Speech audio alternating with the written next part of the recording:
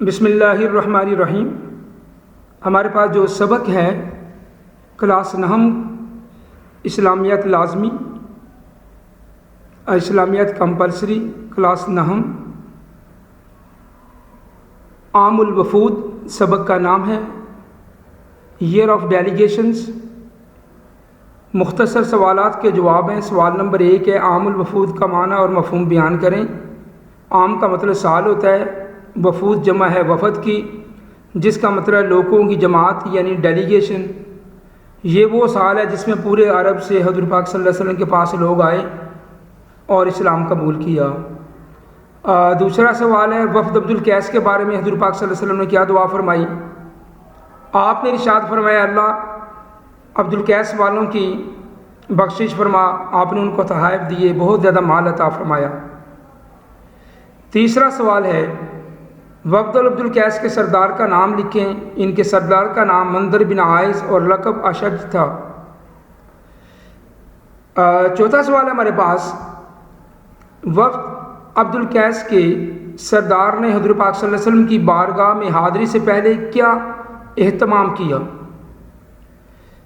سردار نے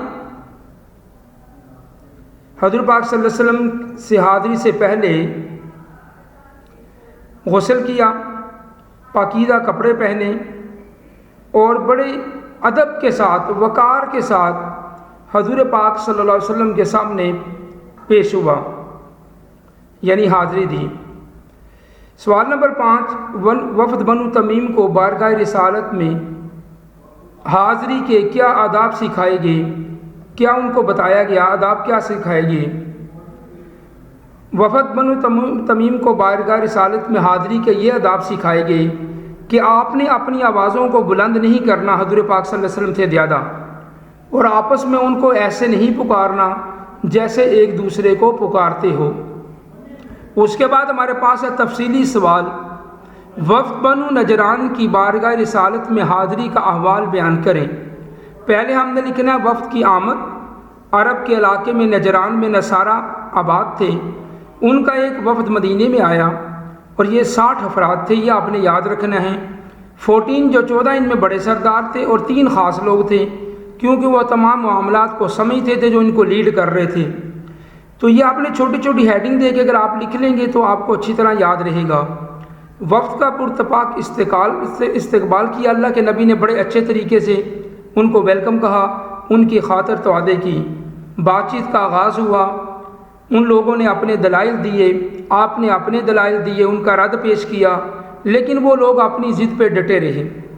پھر اللہ تعالیٰ نے حضور پاک صلی اللہ علیہ وسلم کو ان سے مباہلے کا حکم دیا، یعنی چیلنج تھا کہ بھائی آپ میدان میں آ کر ایک دوسرے کو جھوٹا کہیں، بیان دیں تاکہ وہ اللہ کی پکڑ میں آ جائے، اس کو مباہلہ کہتے ہیں۔ جب مباہلے کا حکم آیا تو آپ صلی اللہ علیہ وسلم نے حضرت علی رضی اللہ تعالیٰ، حضرت حسن، حضرت حسین رضی اللہ تعالیٰ عنہ اور حضرت فاطمہ رضی اللہ تعالیٰ عنہ، ان سب کو لے کر اور نجران کے وفد کے پاس آپ تشریف لے گئے تاکہ وہ جو انہوں نے چیلنج کیا ہے حضور پاک صلی اللہ علیہ وسلم کو، اس کو پورا کیا جائے۔ وفد کا مباہلے سے انکار، یہ ہیڈنگ ہے۔ اگر آپ ہیڈنگ ذہن میں رکھیں گے تو آپ کو لکھنا بہت آسان ہو جائے گا۔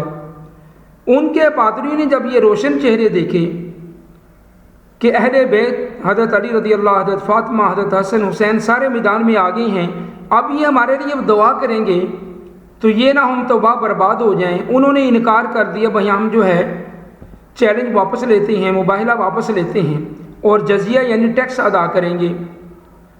اور اس پر آپ صلی اللہ علیہ وسلم کا رد عمل کیا تھا؟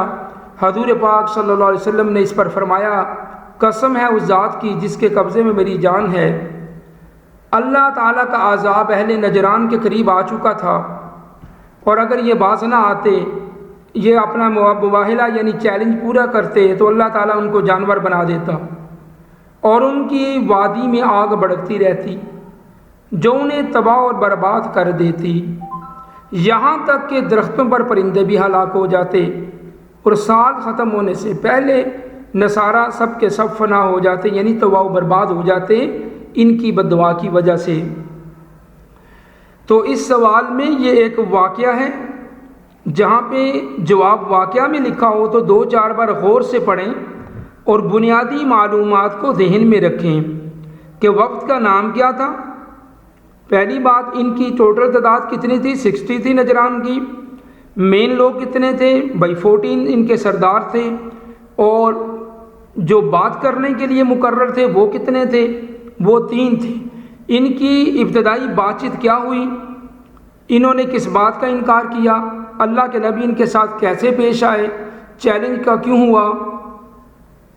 اور بعد میں جب اللہ کے نبی میدان میں آئے تو انہوں نے انکار کیوں کیا؟